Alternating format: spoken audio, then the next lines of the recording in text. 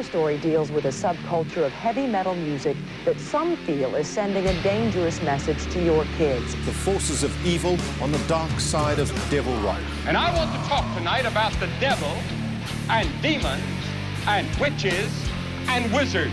And we just mix it up with hardcore and aggression and come out with something we think's an original sound. Loud, fast, heavy, you know. Well, what do you got? What do you got? You're listening to Riff Worship, the podcast that attempts the don't you fucking dare question. What makes a riff? Why do we love the riff? Did you really? Well, yeah, like 5 times. Great. Awesome. You're listening to Riff Worship. Who fucking cares anymore? I'm Austin Paulson, Swindle, Dylan. How are y'all? No, I'm doing great. Yeah, you fucking just derail this whole show. I come back after you guys have been left to just fling shit at each other about the dead Kennedys. And it was a good episode. I don't think there was any shit flinging. It was a fun episode. I always like those because then I'm like, oh, I actually get to like watch this as just a fan of, two old men just very comfortable with their friendship with each other. Old and how was that Bears game? Not good. As you would have predicted, not great. I'm so glad I flew clear across the country to watch that happen. So awesome. Very good.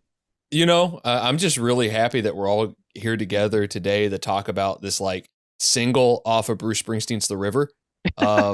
I don't know why we picked this. There's not really riffs in it. I don't get it, but I guess I could talk about this song for about 45 minutes. I thought we were talking about that movie with Swayze and Keanu Reeves. Close. That's close. I just want to say, going back to the episode we did without you, I gotta work more like completely fabricated information into the episodes that you're not in. Since Dylan and I did not go to journalism school, we cannot be held to journalist standards. No.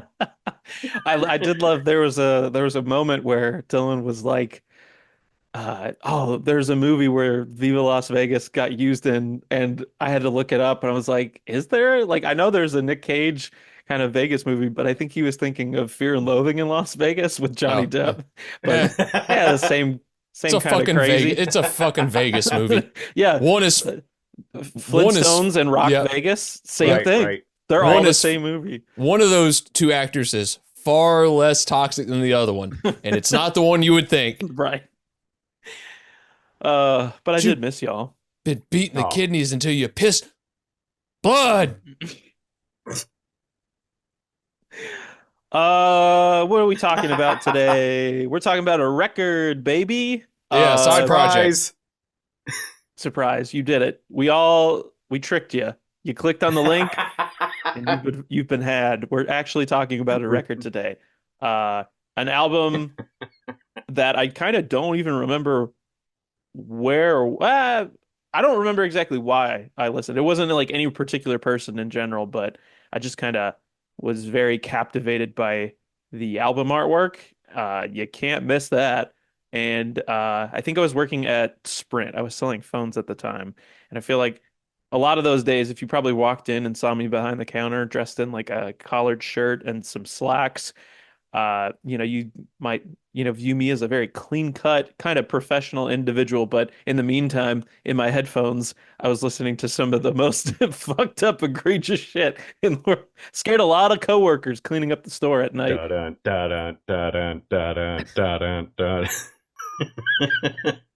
We're talking about the Soul studio album from Nailbomb, Point Blank from 1994. Kind of just a flash in the pan, a one and done kind of deal. Members of Sepultura, of course, we have Max Cavalera. We have members of Fudge Tunnel, Alex Newport, named after a very popular pack of menthol cigarettes. That's right. If you've ever worked in a convenience store, you know what I'm talking about. Sure, bud. 120s on the way. Uh, yeah, I like this record a lot. I've probably been listening to it for quite some time now. And I think just with some of the influences that kind of come through, I don't think it's any surprise why I might like it. Maybe if I asked y'all, but was this your first introduction to this record? What is your relationship with this band? Where did you first hear it? If this is your first time, maybe, what'd you think? This is the first time ever listening to this band, and I personally don't know anything about Fudge Tunnel, and I haven't listened to Sepultura very much either. So I got nothing. Dylan. Newport cigarettes. Newport cigarettes. Oh, and I'm entering into my Grateful Dead phase. You do look like you're wearing a drug rug. I am. It's because I am. I look like I know how to make some really good methamphetamine. But this is truthfully my first time ever listening to this record. Initial listens, I will say this, does not do for me what it does for you. I think Max is very iconic. I think his voice, you hear him, you know his guitar tone, it's all over this record. I enjoy that.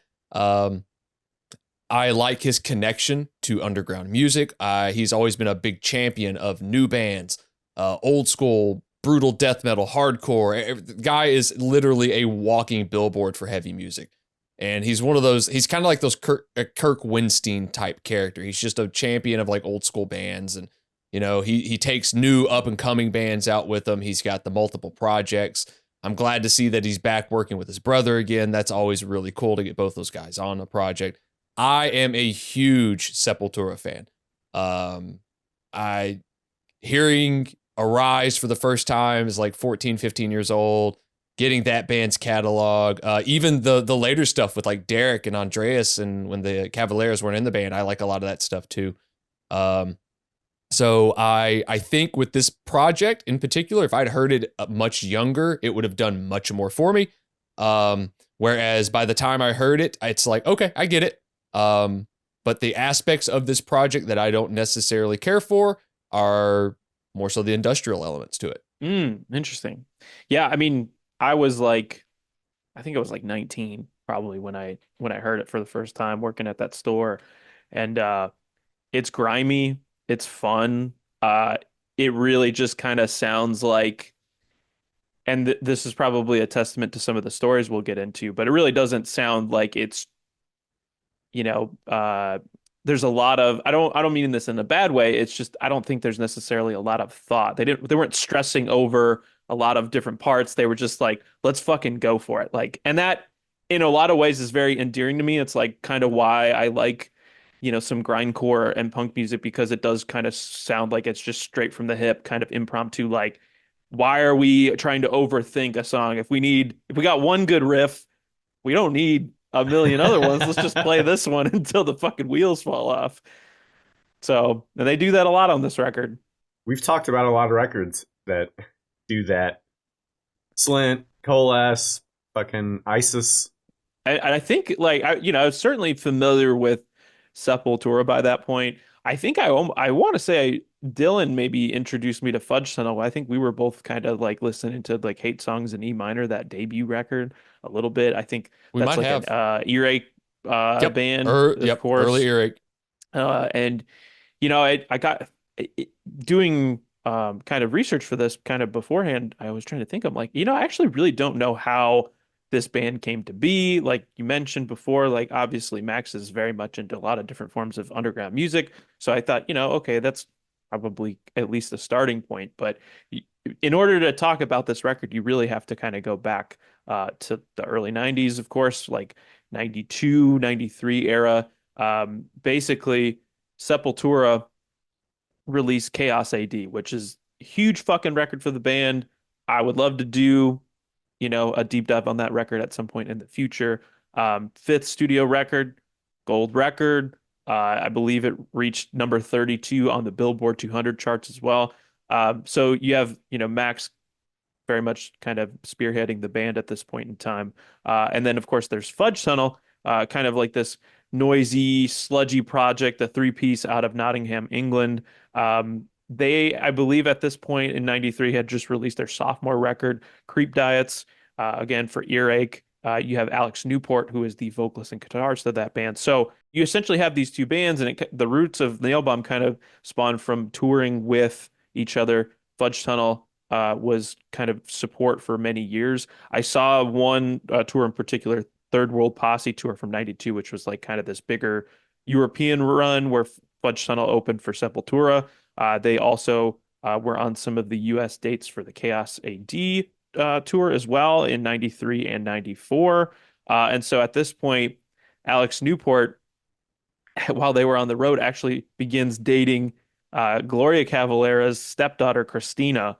And so then after the tour, the couple moved to Phoenix, where Max had recently kind of relocated from Brazil, to live with his new wife at the time. So they would like hang out with each other, and they actually liked each other quite a bit. And so, of course, the really interesting thing about this project is that it really is kind of a shocking thing that it even exists at all. Like this really shouldn't have been an album. It wasn't meant to be released. There wasn't even supposed to be any live performances. It was kind of really just two guys hanging out. They both like each other's music. One particular quote from Max was saying that, he loved all the guitar tones on that debut Fudge Tunnel record. And so he would like, Alex showed him how to play those songs. And then Alex is like, oh, I really love Arise. You should show me how to play those tracks. And so they kind of just were hanging out all the time. I believe there was even mentioned of like, they had like, they were playing Dead Kennedy songs together. And so over time, they're just kind of jamming. One quote from Alex that I saw in a video interview recently was, with Fudge Tunnel, he would kind of like agonize all over these parts of like, it's got to be perfect. This has to be here. Does this flow right? Are the arrangements perfect? And so with this, where there's quite a lot less stress, it's like we're just jamming in Max's house. I think one of the kind of things was like Alex would be like, "Hey, what if you just like wrote the first thing that came out of your skull, and that's the song? Like you can't. The rule is like you're just kind of doing it very like on the spot. You can't alter it after it's done. Well, it's just kind of an interesting way to kind of construct songs.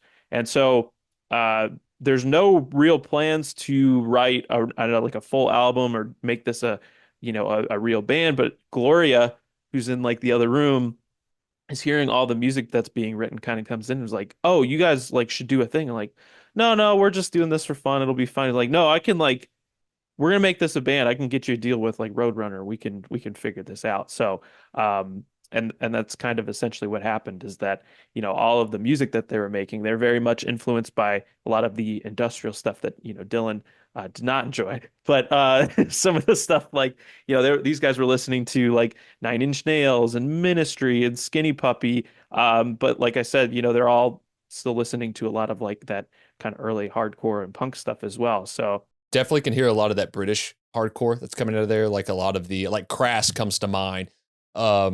It's funny you mentioned the Gloria part because like Gloria managed Sepultura for a few years, and obviously Gloria and Max are still together. They have many children, and so on and so forth. But it's funny to think like, oh, I can get you guys a deal with Roadrunner. Well, fuck yeah, you can. Like Chaos AD went fucking gold and it's like the biggest selling record at that point that Roadrunner ever had. To a point like, I believe they had a deal with Columbia to even distribute Chaos AD by this point. So it's like, oh yeah, it's like, yeah, Max, they're gonna put out anything you fucking want.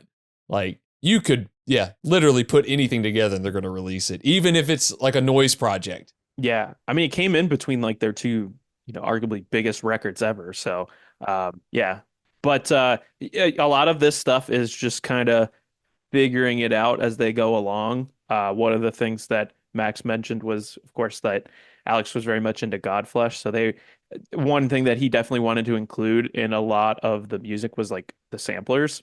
And so they just went out and like bought one and he figured out how to use it basically like as they were going along, which is like super fun. There's really there's so much like trial and error and like fucking around on this thing for Alex to say that he wasn't like trying to overthink things. I guess he still kind of had it in him. There's like stories of, him kind of like agonizing over like how the hi-hat sound, and like Max would take a nap and then he'd wake up and then he'd still be going at it for hours and hours. And but I guess it paid off because Max really liked ultimately what he was able to come out with on that, as far as the sampling thing was concerned and all the programmed drum stuff. But I will say there are some live drums as well on this record. Igor Cavalera coming in with some of that performance as well. It is, and it's track. As soon as you hear it, you're like, "That's Igor!" Like it's fucking unquestionable. If you've ever heard the intro to like Territory or Territory, just that track in particular, like it's all over. Like he's got a way he plays, and you could almost hear like he's punching through the fucking drums. Like he's a hard hitting drummer, and he's all over this. And that natural kind of rhythm he's got of growing up where they did, it's there. Like it's there. It adds that element to this band as well. Yeah, I think some of the riffs even are like we'll talk about it, are certainly like just kind of leftover Sepultura riffs. If you're not even familiar with the backstory of it, you could just hear it and pick it out, be like, oh, okay, yeah, that's like the thrash riff, or that's the Arise riff, or whatever right there. This sounds like material that would have continued on from Chaos AD, and because nothing on here sounds like Roots at all. Nothing sounds like Roots at all. This still sounds like that Chaos AD era. And that's 100% what it is. They had like just finished the record, and he had a bunch of stuff left over that wasn't going to end up on anything. So you might as well try to use it for this fun little project that you're doing as well. And like I mentioned too, like especially with the sampling and fucking around, I mean, they had a huge record collection. You mentioned like the English stuff. I mean, they had like Discharge Records, and they sampled like so much. Movies, I'm sure we'll get into. There was a story, I believe, where Max owned a car at the time, and they went out and then just like drove by the recorder, and like they fucked with like the pitch of like how that sound, and like really just kind of playing around with it and having a good time. So some other lineup mentions here. I mentioned Igor Cavalera. We also have Dino from Fear Factory playing some guitar on this album. Can I say something about that real quick? Nope. Before I really knew the linear note, I'm going to fucking do it anyway. Before I saw like the guest appearances and stuff on this record, the track that he's on, I heard it and went like, that sounds like Dino. Like I immediately heard it. I was like, that sounds like Fear Factory shit. And then of course it's like, oh yeah, Brujeria and all of that. Like, yep, that sounds like Dino. We also have Richie, which is Max's stepson, who was a literal child at the time. I saw a back kind of like backstage interview that Evan Seinfeld from fucking Biohazard was conducting, and he was like, basically had Richie, like Max's stepson, in a, like almost like a noogie before they like were interviewing the band. So I'm like, he's just credited with noise on the album. So again, I'm sure he's around the house. I'm like, Richie, get in here and like fuck around with something. Yeah. You also have Andreas as well, playing some lead on a few songs as well on this record.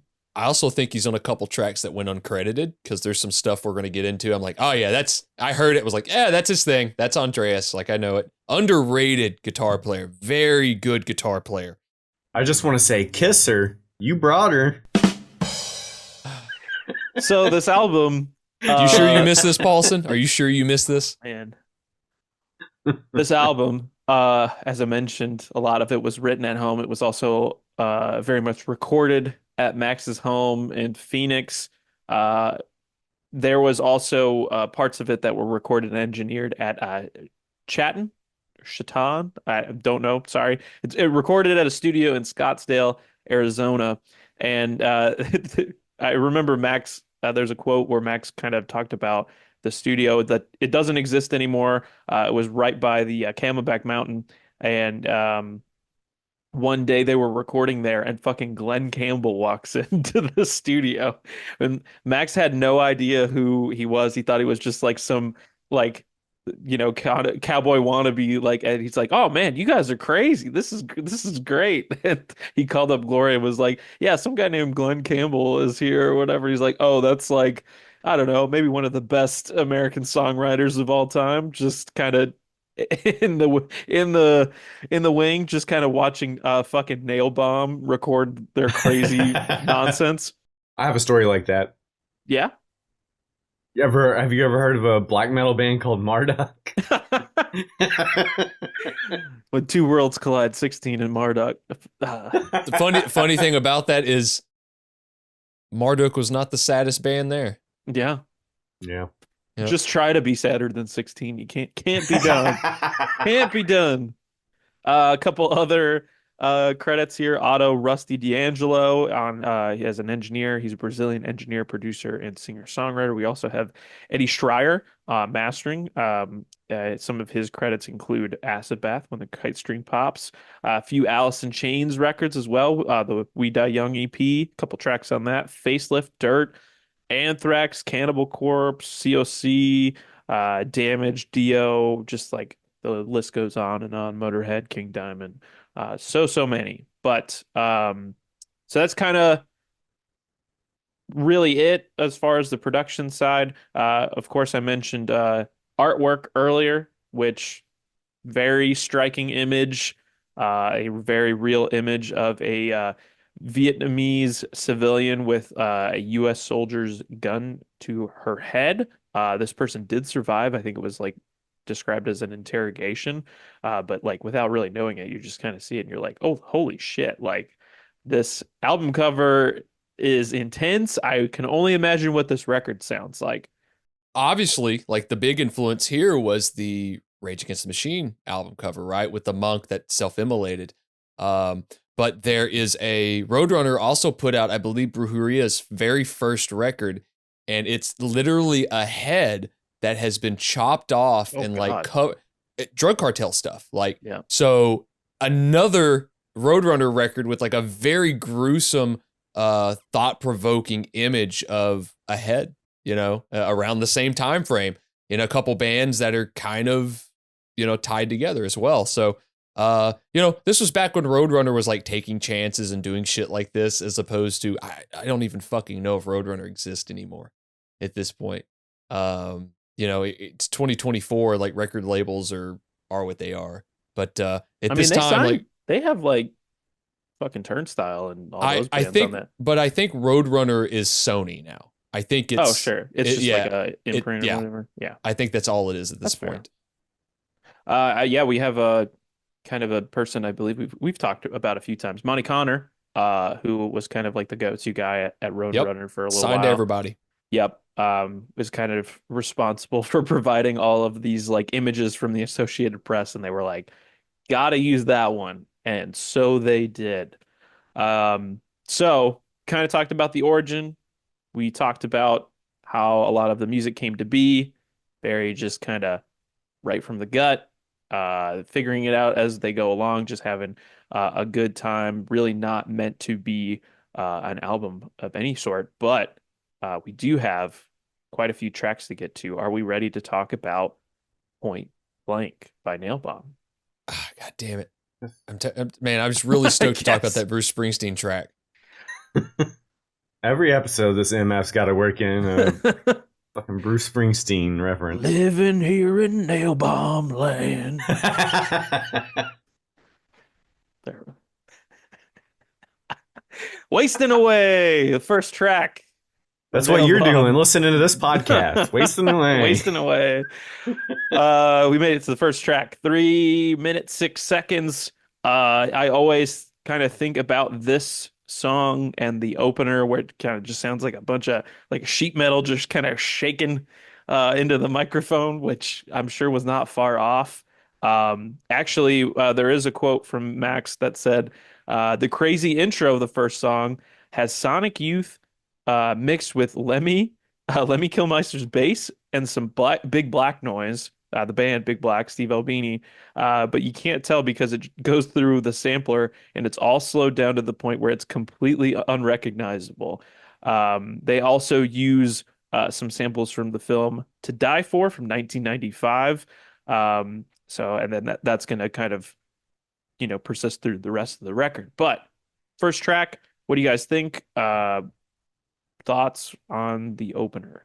there's like thrash shit like right off the rip. Essentially, it reminds me of like DRI's fast shit, like the early DRI stuff. Definitely.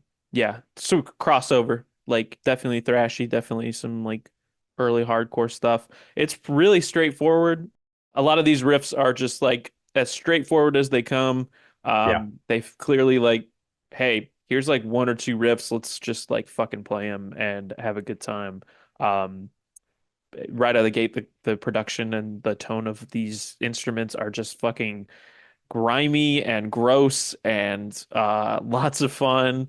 I really enjoy, I think, the kind of it's just like a rough around the edges like kind of style of playing and the production. It's like, you'll notice or catch some flubs in some of the performances and they're just like, fuck it, let's just do it. Like, Keep it in. yep. There's the industrial elements of this track really made me think of like pre-D-manu, or like made me think of Fear Factory, because that's where I get a lot of like whatever elements of industrial music I really have listened to throughout the years. And this album came out pre-Demanufacture as well. That's a year after this. Another Roadrunner release. It immediately Max's guitar is right up front, right in the middle.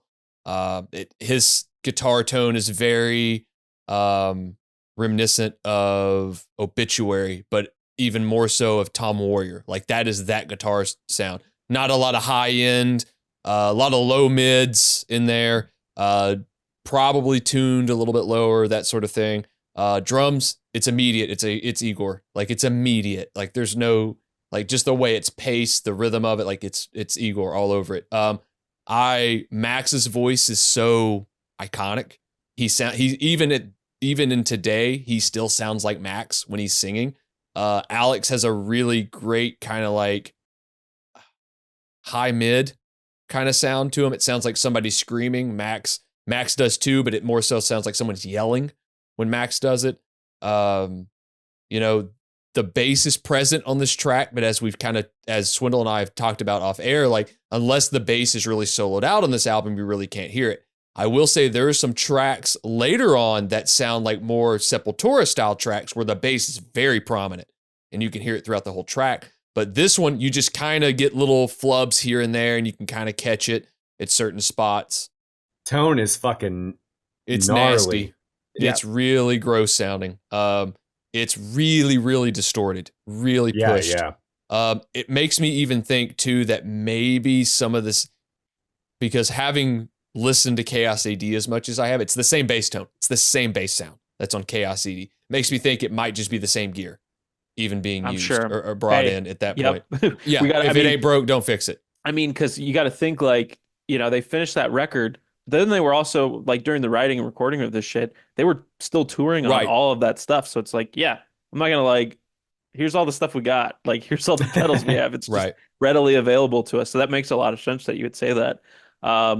Yeah, I think this is like one of my favorite tracks for the record. It opens it up, kind of gives you a feel for a lot of the stuff. I mean, it does get so much weirder in certain parts, but I think this is kind of a signature track. I did apparently there was a music video for this made. Roadrunner had it on their website. I could not find it. So don't know if that is available anywhere out there. So if anybody wants to link it below, I tried so fucking hard to find it, I couldn't. So definitely link that. But if no one has anything else, let's move on to the next track, shall we? Vai Toma No Cu, I think is how it's pronounced, but roughly translates to go get fucked in the ass, or just maybe simply fuck you. Again, pretty it's that's Portuguese, I guess. We're probably gonna hit on the industrial influences. Ministry. I got Ministry, I got some Godflesh. I mean, it takes that riff and just like kind of puts it on a loop with some added effects in the intro part. And then really, to me, once it gets out of that intro, it kind of like shifts into this mid-pace like breakdown hardcore kind of riff, almost like very like East Coast hardcore, like your Hatebreeds, your Biohazards, and definitely friends with those guys. They'll come back up and that makes a lot of sense, because I've gotten here like it opens up with a 90s metal style riff, and then it's got kind of a beat down hardcore kind of part, very East Coast. Biohazard makes complete sense. Total sense. I wrote that like staccato riff, the da da da da da da da. Yeah. That reminded me of fucking Scentless Apprentice by Nirvana. The bump bump ba da da da da da da da da da da da. It reminded me of that riff. Okay, we just get so much repetition. I think in a weird way, Yeah. it's kind of like that ISIS record where like sometimes I Right. could just like take a back seat and we're just gonna ride this riff for a while. They really like Right. squeeze every last fucking bit of a riff out before they just kind of like, play a variation of it or go into the next thing. There Solo. are some solos on this. That's exactly where I was going to go. There was kind of one on the first song, and there's a Right. little bit of a solo on this song as well. So you do kind of get and they're like Morbid Angel, kind of like wild, just really off the cuff type of soloing. Slayer solos. Yep. Yeah, there's some solos on the record that are so low in the mix. They're there. You really got to hear and when I mean it's low in the mix, I mean like you kind of go, what am I hearing? And it's a solo.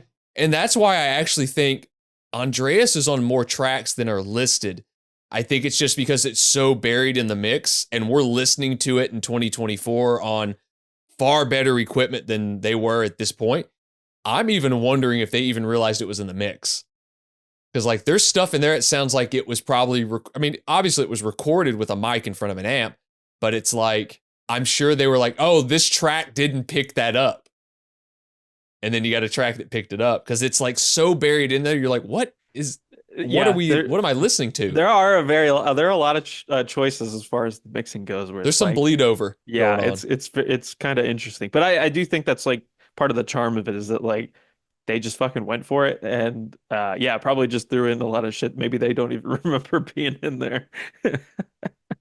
I did like the very last chorus. They it's the same chorus, but they wanted to change it a little bit, so they just like did the very steady 16th note bass drum just to like make it a little bit different and make it a little more driving than the times it had played like before. The Dino track. 24-hour bullshit. Which sure you could. I have a hot take for this. Okay. This is less fun TV party for the 90s. Yeah, 100%. That's funny. Yeah, my notes has like this is them just bullshitting. This is them basically griping and kind of a social commentary on some of the beginnings of the 24-hour news sites. That's what news sites. News TV stations at that point, right? Like Fox News, CNN, all that shit. And that's kind of what I interpret it as. But the opening with just burps and the flipping through the channels and stuff like that. The sample, it's very RV from like Angel Dust kind of feel. But yeah, I agree. I thought it was more him talking about like a home shopping network or like that would be funny too. God damn it! I don't want the coin set. Because like at the end of the song, it's just like a bunch of prices, right? It's like $72, $64, something like that. When I was listening to it, I was like, can you imagine how much like social media pisses Max off? Like if he got mad at Home Shopping Network, like turning on the TV at 2 a.m. and getting sold some bullshit. Imagine getting ads literally every time you looked at your phone constantly. How many has he fucking seen the knife sets they got on the fucking HSN? Thank you. The Ginsu knife sets? Yeah. Yeah. Cut a can. Could you cut a can? Still sharp enough to cut a tomato. The fucking Ronco ads. Set it and forget it. I wanted to strangle that man. I was up way too late as a child. Dude, we had some when we worked for the television station.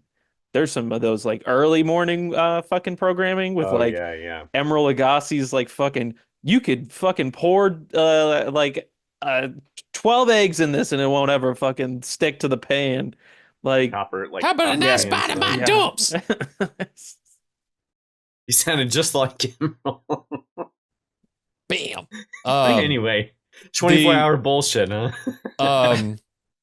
Machine gun, drum machine, obviously like right out the gate. Reminds me of Prong. The whole track kind of has a Prong feel. Snap your fingers, snap your neck. Very like the chugging triplets. When the riff really kicks in, I went like, that's a Dino riff. As soon as just how fast it is, how articulate it is. That's a very Dino thing. Dino met the Sepultura guys like many, many, many years before. I think maybe even during the kind of a rise beneath the remains era. Like Dino had been around for a long time. And I think that's maybe even how like Fear Factory got signed to Roadrunner was through Max. But yeah, I heard that and I went, yep, that's very fitting of the time. It sounds like Dino. Doesn't sound like Max is playing at all to a point. So that would make sense that it is actually Dino playing that. The chorus to me is very like hardcore punk. Oh like, yeah. Chorus. There's a part where, yeah, it kind of goes from those chugs to like straight up like D-beat hardcore. Yeah, stuff, 100%. like English stuff or whatever. Discharge, 100%. So yeah, that's all there. I did like that you mentioned with the drum machines. That kind of it replicates, like an automatic weapon, because there's definitely times on here where it literally just sounds like someone is shooting a gun off, like the way it kind of sounds. There's a sample. Yeah. Much later in the album. But it like the way it just is sound, like the way the tone of it just sounds like a gun going off. Swindle, do you remember the opening of the track Psycho Holiday? Not off the top of my head. You'll have to. It's got a sample. It's got kind of a drum sample just like this on it, because it kicks right into the first riff. So I heard that, went like, yep, that's kind of a Psycho Holiday kind of thing there. Yeah, I mean, it's a cool track. It's a cool track. The Dino riff really got me in there. That might be one of my more favorite riffs on the album. The bass is kind of, it's faint in the background, but you can still make it out. This is one of those tracks where it's kind of pulled back in the mix a little bit. I said the samples in the middle sound like news to me. Maybe that's where my mind was going with just like all this fucking news that's out there now. Yeah, cool track. Guerillas, which you did mention, kind of Tom G. Warrior. This song in particular contains some samples, one included being Procreation of the Wicked by Celtic Frost, and also one of a James Woods movie from '86 called Salvador. Fuck James Woods. Yeah, also fuck James Woods. But piece of shit. Guerillas. The opening of this song is pretty wild. I like the intro where it's like kind of played backwards and it's kind of demonic sounding. Moshy opening riff for sure. The percussion as well, though, some of those like sampled drums, very snappy, kind of like we mentioned. It's just it has a very unique quality, and it kind of gives the song some pretty interesting characteristics as well. But we go from that into like just a straight up headbanger. Kind of chugging riff. Classic Max riff. Classic Cavalera riff. Yeah, absolutely. Totally recognizable. Like you'll just think like, okay, Sepultura, like all those early thrash bands, 100%. So Max does something kind of funny, or does something very similar to what Jimmy Bower does when he comes to playing guitar. He only uses 4 strings. Max, at some point during touring, whatever it was throughout the years, broke one of the high strings, never used him, was like, I got no use for this. And like, pop, there he goes. Just 4 strings. That's all I need. To this day, 4 strings. So he did, I did hear that in one of the interviews. He went down another string for this band, apparently. There's an interview, he just 3. I used 4 strings in Sepultura. I used 3 strings in fucking Nailbomb. Apparently that is 100%. And I was like, I didn't know that about Max, about the 4-string thing, about the 4 strings, but the fact is like 4 strings is too much for Nailbomb. We're gonna that's amazing. Yeah. Bass is really nasty on this track. The bass sounds like steel being drug over concrete. Like it's great. Right. Just really ratchety sounding, cuts through, very very kind of like a thrash metal kind of bass sound too. D.D. Verney from Overkill always comes to mind, that kind of ringy kind of sound. Guerillas is a standout track for me on this one. Gunshot sample, absolutely. Dead center, it's terrifying. Makes me immediately think of the cover. I wrote that the bass drum is the riff in this song.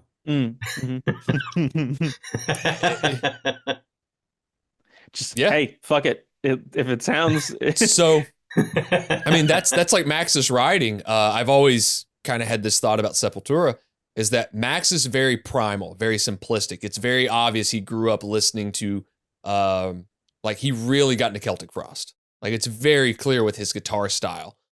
When Andreas joined Sepultura, I think that's when you got much more of the kind of technique, the prowess, maybe a little bit more of the different structures that band took with how crazy their stuff got later on.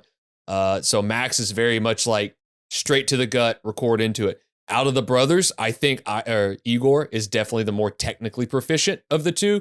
So like where you lack maybe in some of the guitar like things, Igor is fucking beating the shit out of his drums. It's literally like a whirling dervish, like just someone. It's like Tasmanian Devil going down a flight of stairs. Just I got a Fizz Gig poster over here somewhere. It makes me think of that immediately. We get right into this is a fun track for me. I don't have much on it. It's Blind and Lost. It is just straight up punky fucking riff song, grimy, sloppy. It's fun. Greg Ginn solo. Oh, it just yeah. It's got a Greg Ginn solo. Sure. Just nothing. Yeah. Just noise. Go for it, Greg. There's another one of the instances where it's just like a bass break, where you can like hear the bass, and I wanted to start a circle pit in my room by myself while I was listening to that. It's great, straightforward track, like short track, just a hardcore punk song. It sounds like a really well-produced late 80s hardcore track. Yeah. Like the production on this track is tremendous. There's, as you mentioned, there's a lot of like inconsistency in production on it, which is really funny and kind of adds to the charm of the record. This was a really exciting track. My note said noisy Greg Ginn solo, but too musical to actually be Greg Ginn. Like Greg did not know what the fuck he was doing. I'm sorry. No. Like not a single clue. Not a bit. He was feeling for it. He was reaching real hard with that. The vocals match the vibe perfectly, as they often do on this record. I think it's just you kind of mentioned the differences in like their delivery. I think this is Alex as well. Yeah, Alex, Max is always going to be the titular character on this record, but like, yes, I said what I said. But Alex has he's got a very cutting kind of vocal sound. And it does, when it pops out, you're like, God damn, it's nice to hear him like on a couple of these tracks. Some of your achievements, by God. There's the next song, number 6. This one's like a just slow, dirgy kind of industrial track.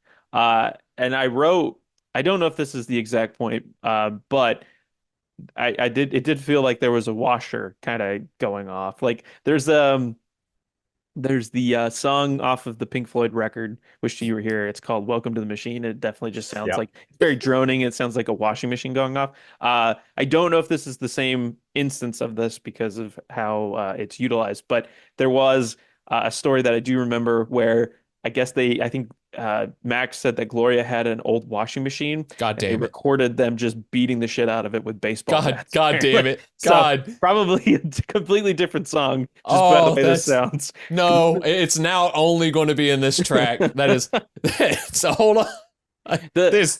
Yeah. Well, I only say that because it's very, there's not, it's just kind of more of a droning track, I would say. Like the guitar doesn't have much going on. Like it's kind of low, flubby. So there's literally one note in the song. Yeah. I skimmed through this track because when I heard it, I was like, the multiple listens I've done to this record, I was like, yeah, I got nothing on this one. I feel that. It's the same rhythm the whole song. The guitar plays the same rhythm, and it's literally one note. And there's like some military kind of vibey stuff going on with it as well. The chorus, there's like a little bit of feedback or something that like breaks up the rhythm of the guitar or adds like a layer, but it's pretty much the same part. Like right. Yeah, I mean it's all layered up. Droning thing. I would say is the military thing like more or less like the vocals because he's kind of shouting through like a bullhorn. Correct. It sounds like he's using a megaphone. 100%. we've every album we've done on the show, we've talked about like weird production things, and that seems to be a constant thing with bands. It's like they're having fun, they're recording something stupid, or it just did it. Yep. I don't know. There's God, everybody's done it. Yeah. But it goes back to there's the late or early 2000s band, metalcore band Unearth.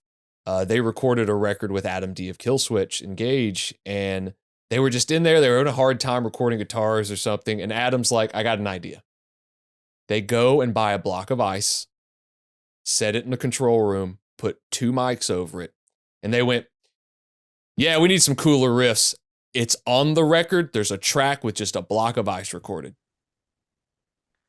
I went, oh, okay. All right. You got the money. Do what you got to do. So anytime I hear weird shit of like, yeah, we just recorded us tearing up this old washing machine or dishwasher. It's like, perfect. Yeah. Bring it on. Give me more of that. Thank God they recorded a fucking block of ice. Hey, man.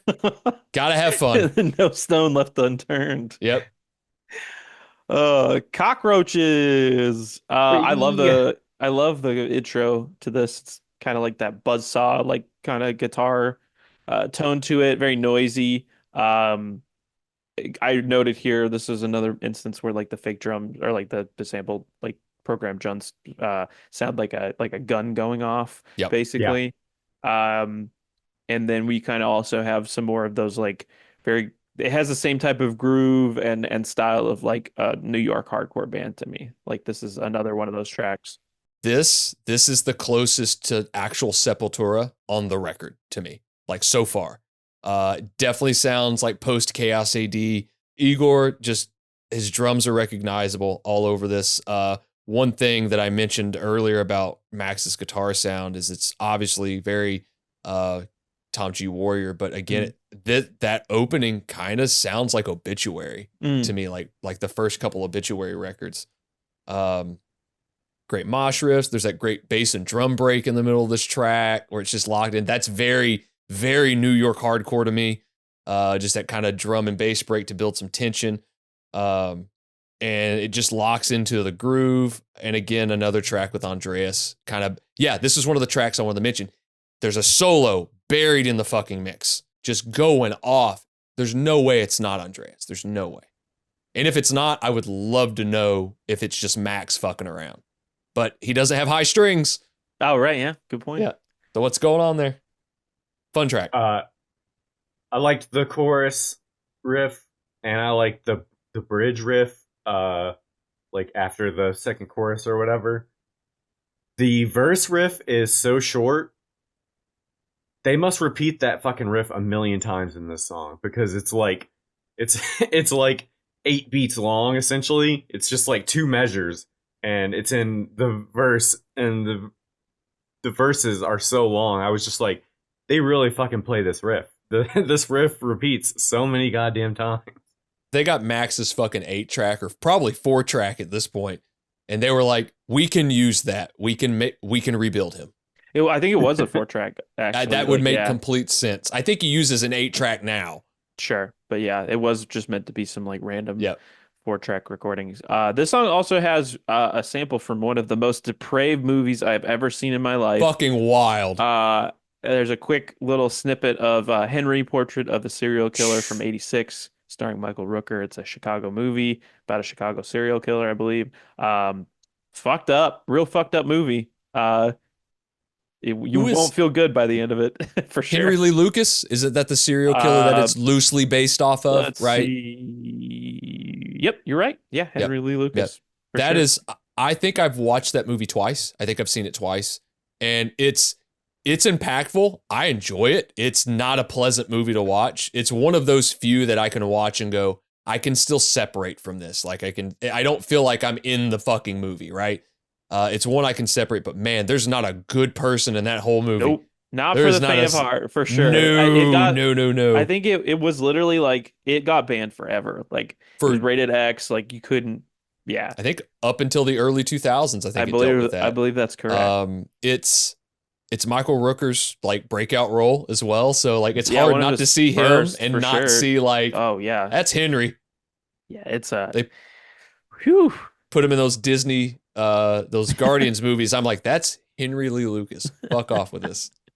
Speaking of fucking off, for fuck's sake, is the next song. Dun, dun, dun, dun. Yeah, Dun, there's some dun, dun, dun, dun. the opening. Dun, dun, dun. T800 sounds. Well, I thought, I mean, yeah, it's very noisy, it's very industrial like that. It's kind of terrifying to listen to. It's like very eerie sounding for sure. Also like it has some like the sampling it does is like all panned and fucked up. There's some of that going on this record, I should mention, where some of the guitars are all like left and right, and they're all kind of like cutting out. Like it has a very it's a very dry production through a lot of this. So it's when it cuts out, it fucking just cuts out. Like there's not a lot there. But it has the riff of the fucking record. That fucking riff. Arise thrash part Oh, yeah. that is hyper fucking fast. It goes from those like samples and like the whispering and those like program drums to like just you could pick it out of a haystack. Like it's Sepultura Oh for man, sure. it is. We could honestly do an episode on Max alone on just his impact of extreme metal, and it still wouldn't be enough on his impact. Like this may not be my favorite record he's ever been on, but it's hearing him do much of anything, even if it's a guest spot on something. He's just so fun to listen to. He's fun to kind of watch even now, because like there's like this weird kind of youthful energy he has that's so fun to watch. He's got a great story. And just hearing him play on anything is always fucking fun. And I mean, the guy can write a riff. He's one of those guys that can like pick up a guitar and a riff's there. Yeah. He's only got one good story. One good story. All he needs is one story. This riff in particular too, he's cooking. Like it goes it's fast. That is a fast fucking riff. Yeah. I didn't know, and Swindle may not be familiar, I didn't know he wrote the main riff in Arise. I always thought that was an Andreas riff. That's Max. Oh, one other thing too. I didn't see if it was listed. There's one sample on here that The Scream. The Scream. Who do you think it might be? Oh, I have no idea. I just heard the Scream and was just like, what did they sample? Because it's terrifying. Well, they did sample for sure one thing, which was G.G. Allen's last TV appearance on the Jane Whitney show before his God death damn in it. June 1993. But there was a Scream, and I thought it was Sam Kinison for a second. I thought they'd fuck with a Sam Kinison. Ow! Yeah, that's what I thought it was. Like they did the Anthrax thing. But they did do like the G.G. Allen appearance. I don't get. So what is the Scream? Do we I have know? no idea. No clue. Oh, that's perfect. Yeah. It's always going to be Sam Kinison now to me. If anybody knows, if anybody can find it, that'd be great. Just let me know below. Speaking of G.G. Allen, the next song is World of Shit. Full Metal Jacket right here at it. This is a sample, some sampling going on this track. There's also a very Ministry kind of esque riffing on this, very nasty tone like that, very grooving kind of Ministry, Al Jorgensen kind of riff. 100%. That's one of the industrial bands that I do really enjoy. Like the more of the heavy kind of industrial metal stuff that came out then. I really enjoyed the Psalm 69 album but it is that, like, that to me, to my ear, is industrial metal to a T. Like that is that sound, is Ministry. And it's loud, like it's fucking loud. Yeah, I mean, great Chicago group. I would also recommend check out those early records too. Those are fun. Industrial, they're just new wave. What they became. Yeah. Definitely some cool shit on that. But 100%. I don't know how this is going to be received, but this song and another song later remind me of White Zombie. Yeah. Oh, 100%. Absolutely. You know what's funny is you mentioned that, and I kept trying to pin down in this track what it reminded me of. I was like, fuck, I've heard this. It's something I know, like it's a larger band. That's fucking it. That's immediately there. 100%. I'm sure my roommate hates the song because every time I've listened to the song this week, I've been like, hate is reality. Hate is reality. Hate is reality. It's like having a fucking parrot. Don't you know God hates? every time every time I get into the chorus, every time I listen to this album, I'm saying that while I'm working. He's gonna lock Bo in your room when you're not there. Poor Chan. This is one of those songs where the bass is very driving. It's kind of driving Woolly. the song. Yeah. Hairy. It's got knuckles in it. There's like a phaser effect with some of this layering going on as well. Also like some weird, it's like it happens very briefly at the end of the song, but there's almost like kind of like a John Carpenter kind of like synthy sort of sound to it as well. Very random. That was my impression of it, but yeah, just another fun track. There's a lot of variation on this record, and again, it's just I feel like a collection of songs that they just kind of they whipped together and they were able to kind of put an album together. But yeah, I like the song. Exploitation. Doom cover. The did not know it was a cover. It is a cover. It is a cover of the Doom song of the same name English crust punk band. However, I will say that it is a cover kind of like probably in music, not so much in lyrics. I guess Max was a huge Doom fan, and actually you can see some of the interviews from Nailbomb around this era where he is wearing a Doom shirt. I believe he is wearing one during the Dynamo set as well, and mainly because, and we'll get into it, there's a member of Doom who kind of does a guest appearance during this song when it was performed. But there's a quote: "I wore Doom shirts all the time, and I told Alex I wanted to do a Doom song. I drank a half a bottle of rum I bought on the way to the studio. I just said, I'm going to get shit-faced today. We're recording Doom, and I got to be in a punk state of mind. I got to the studio at 1 p.m., and Alex called Gloria all worried. He said, I don't know what to do. Max is really drunk right now. We can't record. He can't even hold a guitar, and he has to sing today. Gloria said, I don't know what to do. Just deal with him. So he put me in a vocal booth, and I sang whatever came into my head. I didn't even look at the original lyrics. And the best thing I said was, it feels good to be a punk loser, which you definitely hear at the end of the song. We kept it in it. When I met Scoot, the bass player from Doom, he said, why didn't you use our words? We wrote really good lyrics about killing animals and being a vegetarian. And I said, I just felt like singing something else that was punk rock, man. And yeah, so there's that part of it.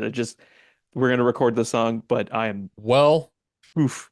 I am glad to know he was hammered ass drunk in this, because the vocals on this make me fucking nauseous.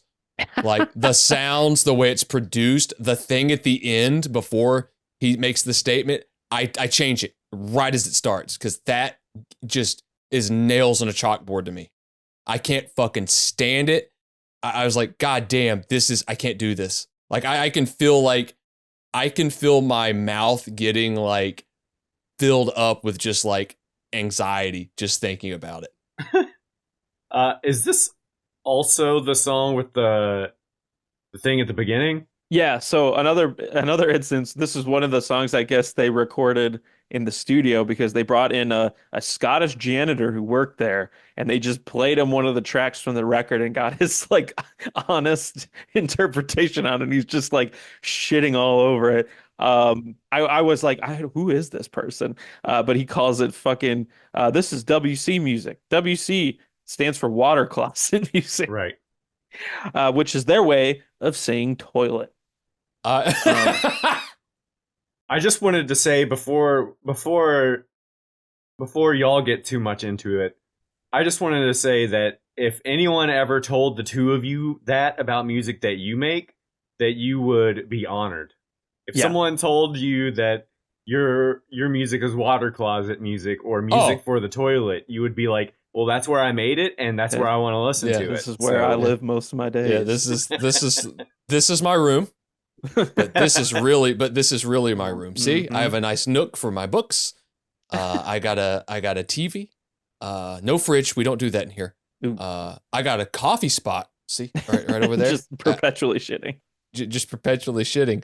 When I heard the sample, like, I laughed the first time because I think we've all grown up watching British comedies or something, and like hearing WC was like the cherry on top of like, God damn.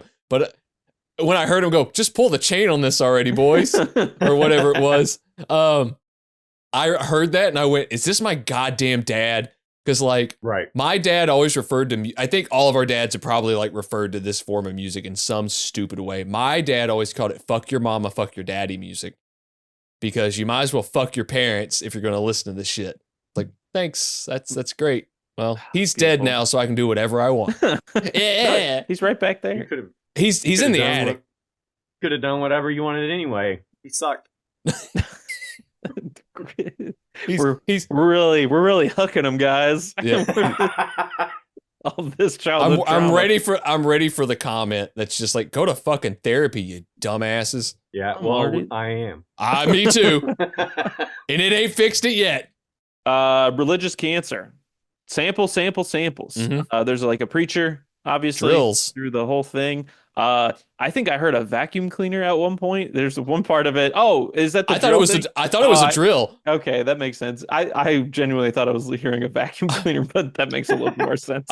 I thought I was watching Eli Gemstone at some point. I was like, God, yep, I could hear it. I always go back to the farting preacher, to the old YouTube video.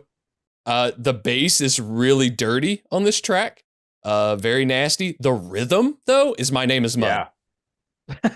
Without missing a beat, it is My Name Is Mud. It's punchy as hell. Yeah. It's got to be like chopped up, right? Yes. Yeah. Yeah. It has to be. 100%. You can hear the riff kind of like get choppier in the center before the solo. Like it's very stuttery. Like it's not even being played. It's almost like they recorded it, cut it, and then pasted it back together. They 100% did. And I feel like that's exactly what they wanted to do for the live thing, where it was like, they ended, I'll get into it, but it makes total sense because like Alex was just full on in like sampling mode and that sort of. Max sounds, this might be the best he sounds on the whole record. Like he sounds amazing on this track. This was the other song that reminded me of White Zombie. Yeah, 100%. 100%. A little bit of soloing on here as well. Layered solos at that. Again, it's just mixed very low, but it's there. Yeah, it's definitely there. Speaking of Gigi Allen, Shit Pinata is next. Is this just the turd record at this point? I mean, God, how many songs did we have already with like? Yeah, it's great. Yeah, surprisingly, someone that was in a band called Fudge Tunnel might make a lot of song titles about fucking poop.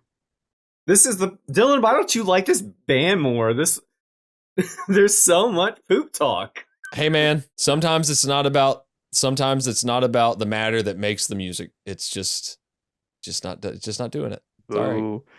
I don't think this track needs to be here, obviously, but it's the noise track. There's some droning, buzzing. It's bass and drums mainly. Yeah, throughout the whole track. I think if it, I mean, you might not even need to get rid of it necessarily. I don't think it needs to like kind of. I mean, yeah, but like I could see maybe them sandwiching it in the record and not maybe having it like towards the like. I just think Max wanted a track called Shit Pinata or Alex. I just really think they just wanted a track that with that title. It sounds like a Ministry sample. I love the vocal sample. I like To Annihilate Men.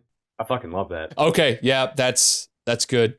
I feel like some of our buried kinks are coming out when listening to this track. No, I think men should be. I just think men should be destroyed. We should destroy all men. That is what I think.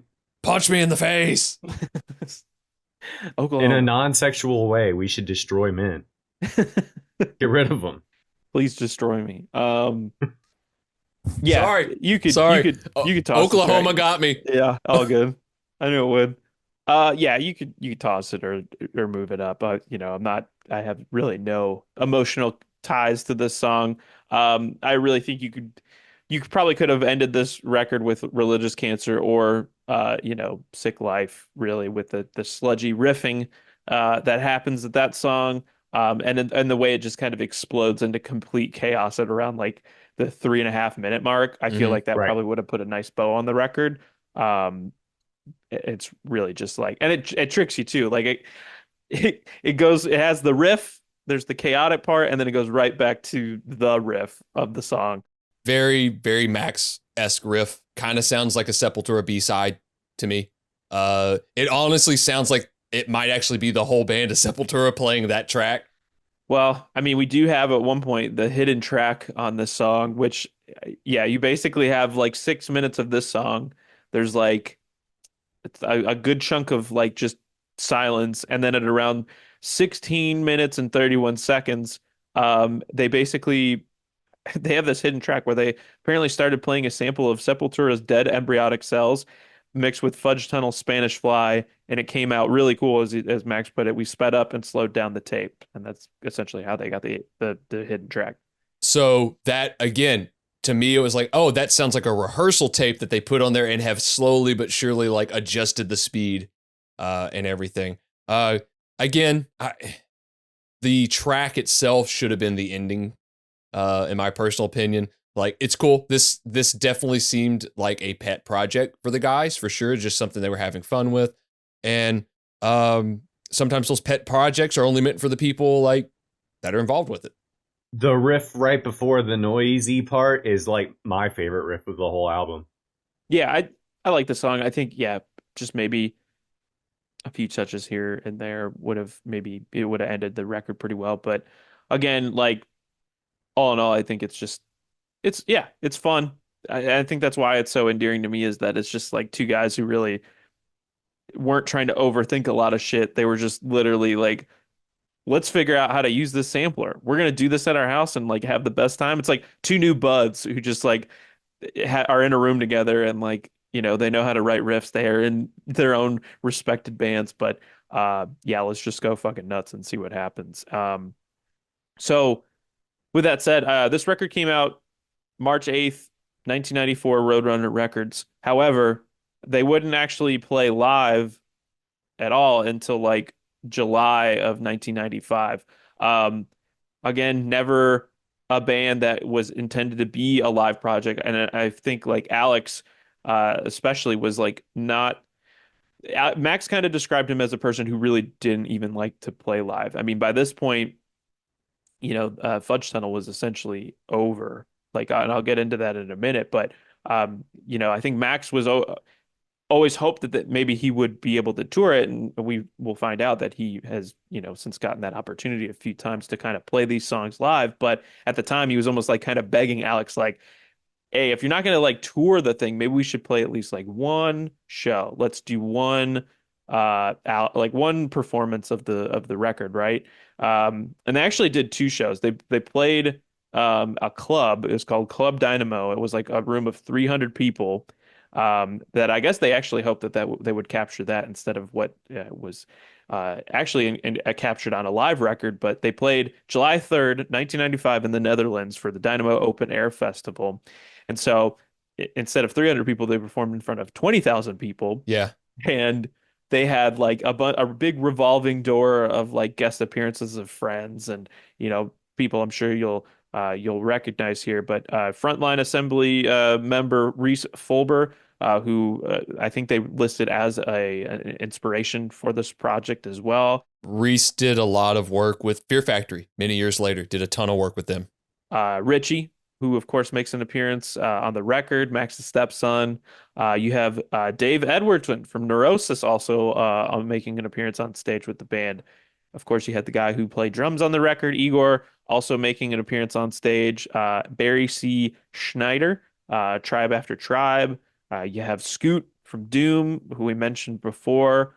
Evan Seinfeld from Biohazard, of course. And then, of course, to tie it into our last episode, you also have DH from the Dead Kennedys playing some drums during the live performance as well.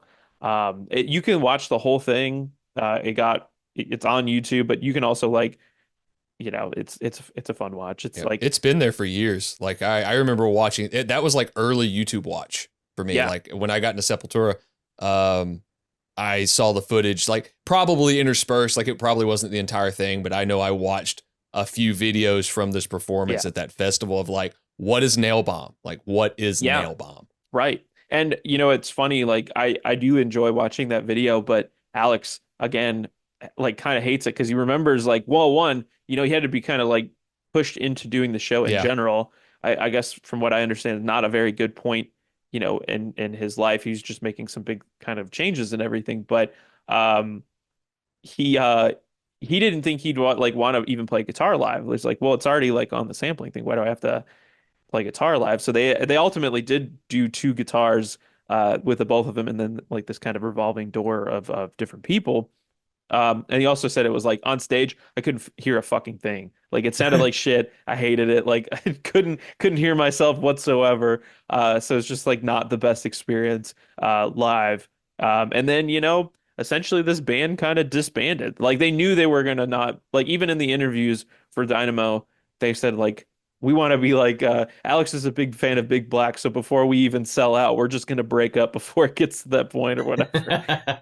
Hell yeah. But you can listen to this, of course, with the video. There's also the live album that came out on October 24th, 1995 through Roadrunner. Proud to commit commercial suicide, which is the whole performance. I think it also has two other original tracks, including one called While You Sleep, I Destroy Your World, which apparently is a song about Charles Manson. But one of the real God damn it. kickers, the real Danny. kickers of the song, Max tries to prank call Gloria's dad, but he is not home. So he calls Danny from Northside Kings, the guy who Yep. beat Who him. knocked out Danzig.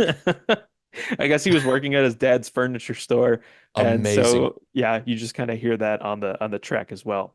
So yeah, with the record and the live performance, kind of like a flash in the pan. Like they did the record, they still had a bunch of touring to do for their other, bands. Obviously Sepultura putting out Chaos AD, probably, playing all over the world. Basically, I think not long after, maybe like late 1995, Fudge Tunnel actually did disband. They put out their final record, the complicated futility, the complicated futility of ignorance. And they were basically like, this is probably the best we're gonna get. And they were satisfied with it, and they were like, we're just gonna stop here. And Alex actually left England to pursue kind of more of a career in recording and production. He like lived in New York for a while, and then eventually moved to LA. I mean, he's worked with bands like The Locusts, Mars Volta, At the Drive-In, Melvins, so many other bands. Max, of course, would be with Sepultura for a little while longer. They ultimately had a falling out in late 1996, and then he would eventually, found Soulfly maybe a year or so later, while he living out in Phoenix. One thing I did want to know, I mean, like, obviously they played one show. I think Max always had, aspirations to play more of these songs live. Back in like 2017, they were kind of like trying to organize a tour, maybe like to play these songs live for the first time in a while, like on the road. He did reach out to Alex. Alex respectfully declined, but he did give his blessing. He even talked to Gloria about like, hey, here's like the sampler you should buy. Like, here's sort of the things that I was doing when we were recording, or here's like how you would essentially achieve that song. But Soulfly essentially toured and played Point Blank in its entirety on tour. And instead of, Alex, he had his son Igor Cavalera Jr. on it. And then, basically like he was covering all of the Alex's vocal parts and the sampler parts as well. More so recently, Max actually reformed Nailbomb for their first performance in over 29 years at the Max Cavalera Dynasty kind of show. It took place in early November. And so you had like, I think it was kind of like an all-encompassing event of like, the guy's career. And so now you have Nailbomb, which again, Alex was invited to play. He declined to play. So you have Max, Igor Cavalera Jr., Travis Stone from Pig Destroyer, Alex Cha from Pig Destroyer, Adam Jarvis from Misery Index, and Pig Destroyer. So basically, Soulfly and Pig Destroyer. Destroyer. Yeah. Kind of wrapping up things here. We went through the record. We went through its history, kind of, the aftermath of it, what, these songs are kind of doing now. I don't know if there's going to be any sort of future performances, but, feel like we kind of got a feel for how you guys, think about the record. if any final thoughts about Point Blank, I'd love to hear about it. I think it's too long. Uh, like even without the silent, because once like that last song ends and it comes into silence, I just stop it immediately. I don't like wait for the 10 minutes and then the bonus hidden track or whatever. Uh, like some of the songs that are like kind of the same part repeating, like more of the industrial stuff that is like the same part repeating over and over, like Don't You Know God Hate, like that kind of stuff. Like for myself, I wish some of that was like shorter and the album was just shorter because of that. But I do think like I do think it's really fun that they like just were like write a riff and that's what's going on the record, and you can't, once you've written it you can't change it. Like Yeah. as a person that plays music, like I know the hell of like overthinking what you write and like changing Dylan knows about changing parts you've written a lot. Like that, you can always be your worst critic, so it's fun that they like were like that. No, that like that's the fucking riff. That's Yeah. yeah. I think that's great. And like make art. It doesn't Yeah. matter. Yeah. If you think something's cool, like fucking make it and put it out. Because again, like truthfully, if you're putting art out, you're putting it out for you, right? Like that's the whole point. You're putting it out for you. Who gives a shit if someone likes it? I mean, yeah, there's art that people do that, and that's their prerogative. But yeah, to what Swindle said, it's art, put it out. Those guys enjoyed it. They liked it in the moment. They really did it. I guess I'm going to be the contrarian on this record. I probably won't ever listen to this record again. Not for the fact of like I hate it or anything like that. It's just it does sound like Sepultura B-sides to me. It sounds like the stuff that maybe didn't quite hit the mark. There's some really cool stuff. I like Max. I will generally give anything he does an obligatory listen. But this one did not hit the mark for me. It's too much of the industrial side for me, which is definitely not my thing. And it repeats too much. I do feel like that there are things that chop off a little bit here, trim it up a little bit. Songs could have been a little bit shorter. Maybe some of the repetition with the samples could have been a little bit different. Obviously, the silence, not my thing. Didn't have to have that there.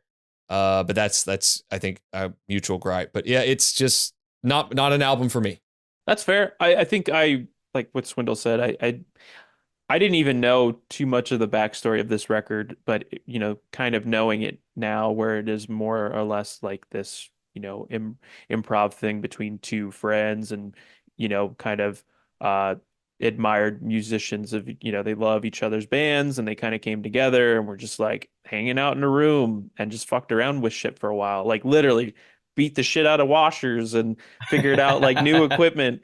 They were really just messing around, and so yeah, to really like kind of go from your own, you know, pretty lauded projects at this point, you know, Sepultura, like huge, and just like I don't really want to think too much about this. I'm gonna save that maybe for my other band, but I'm gonna come into this and I want it to be fun, and I definitely feel like that is represented well on this record. Yes, like is there things that like I would change? Is there things that like kind of stick out that maybe I am not a super big fan of? Of course. Yeah. Am I gonna listen to all fucking 10 minutes of the silence? 100, no, never. Not one Never. time. But I think there's a lot of great variation on it. I think the good time definitely comes through, and you know, for a project that really wasn't supposed to end up even being a thing, it wasn't supposed to be performed live in any means.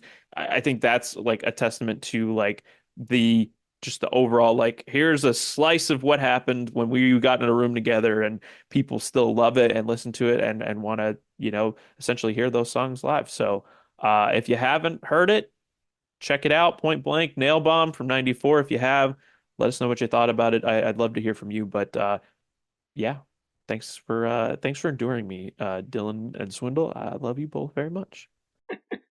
We love you. All right, we've reached that point of the episode where we like to share some things we've been listening to, some things that we think you should check out. My recommendation, I got one for you this week, Oryx, Primordial Sky. It is out now, was dropped back in October through Translation Lost Records. Was maybe not super familiar with this band. I kind of recognize some titles, maybe some album artwork, but this is like the first record I have sat with. I probably found it out through the label. I was a big fan of some other bands that they've worked with this year, including Teeth and Swamp Beast, some bands out of California. This is a band, a three-piece out of Denver, Colorado, some like crushing death doom with some like great kind of experimentation and atmosphere through the whole thing. It's 4 songs in 40 minutes, but it never felt like a slog at any point. Like I really, really enjoyed my experience with this record. If you like bands like Yob, if you like Mizmor, stuff like that, I think you'll really, really fucking like this record. And yeah, I hope you dig it. So check it out. I love the cover of the album. It looks really cool. Oh, the art is incredible. I'm not sure who the artist is, but it's this like very vibrant pink, very futuristic looking thing. So you can really kind of stare at it and kind of get lost in it, just like I got lost in the tunes as well. My rec is not a new album or an album from this year, but Waxahatchee released an album this year, and I just got into her because of this album. So I've kind of worked my way back to St. Cloud that came out in 2020. What a fucking record. Katie is a wonderful songwriter, and I love her voice. And this was kind of the first record. St. Cloud was the first record that she did kind of the like Americana alt country kind of sound, and less of like the indie stuff that she wrote early. And I've just been listening to Waxahatchee all fucking year long. I love that. I love that record. I saw her perform at Pitchfork during the touring for that, and it was like one of the coolest experiences about like I'm not much of a festival person, but like everything just kind of hit. I was standing in the right place. Everything sounded great, and she's just I couldn't agree with you more. Check out both those records. Check out St. Cloud and Tiger's Blood. Fuck yeah. Oh, I guess I got one. New Shadows Fall single, In the Gray.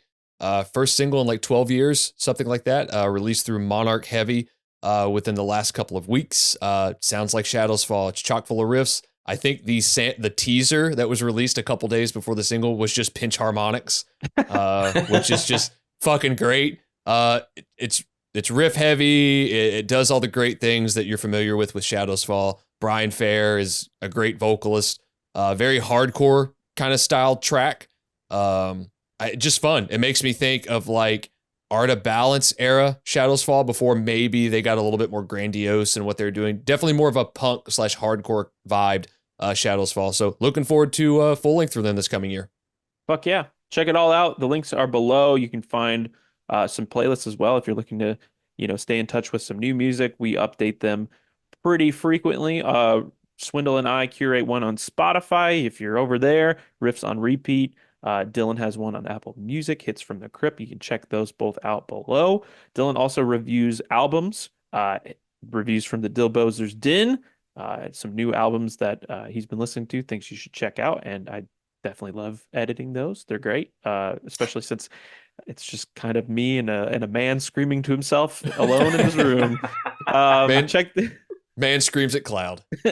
Check those out. Those are on our YouTube channel. If you want to send us an email, riffworshippod@gmail.com. You can always reach out to us that way. If you want to send us music, if you want to say, hey, ask us a question, maybe even to correct us about something we got wrong, we want to hear from you. You can follow us at Riff Worship Pod, Facebook, Instagram, Twitter. But for myself, for Swindle, for Dylan, we'll be back next week with a very special episode. It's going to be fun. I gave my heart and sword. We'll be back next week with something else. We'll see you next time. Bye. Bye.